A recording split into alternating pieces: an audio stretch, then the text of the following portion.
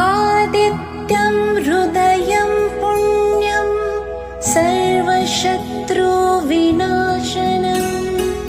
जयावहं जपं नित्यम् अक्षयं परमं शिवम्। ॐ मित्राय नमः। ॐ रवये नमः। ॐ सूर्याय नमः। ॐ भानवे नमः। ॐ खगाय नमः। ॐ पूष्णे नमः। ॐ हिरण्यगर्भाय नमः। ॐ मरीचये नमः।